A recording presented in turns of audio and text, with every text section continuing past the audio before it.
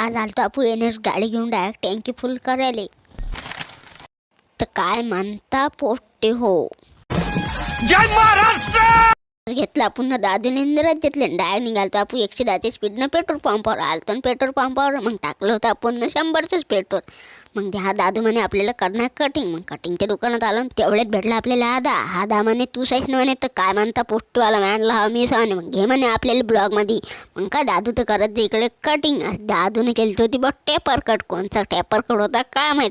Cutting केली आणि डाग आलतो आपण सागर झाले भेटेले. सागर झाले भेटलो डाग आलतो घरी येऊन तुम्हाला तर माहितीच आहे. मग आता उडवा लागत आपल्याला पतंग ते काहीच जास्त तनेल नव्हते. मग तेवढ्यात आली ना रे बा पतंग काटून.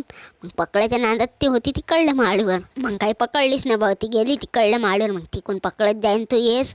मग पकडलं होती ना बा त्यानं पतंग घे म्हणे. मग उडू. मग काय पतंग उडवली. तेवढ्याच टायमात कटलं होतं आपलं बोट. पण जास्त नव्हतं कटलं, फक्त जरासं कटलं होतं. तरी आपण उडवली पतंग. मग काय रातच्या पायरी गेलं तर आपण पोमादाचे येतं जे दिवसाचं गेलं नव्हतं. आलतो आपण डायरेक्ट वडापाव खायला. मग काय पोमादा म्हणलं फुल ताकद न लाव चटणी दे म्हणलं. पुरा तिखट वडापाव पुरा झणझण दिला. मग वडापाव बनवून दिला बा. तरी खाल्ला ना. मग तेवढ्याच टायमात दिसलं बा आपल्याला अमोलदा नारायण द्या शेंगा खाताना. मी आणलं म्हणले तिखट लागलं पहिले मला द्या शेंगा खाल्ल्या. मग डाग आलतो आपण मग घरी. आज होता आपल्या चॅटचा 26वा दिवस आणि आज होते आपले सबस्क्राईब 91 आणि इंस्टाग्रामवर 4.1K. नक्की सपोर्ट करा पोट्टे. भेटू आता पुढच्या ब्लॉगमध्ये.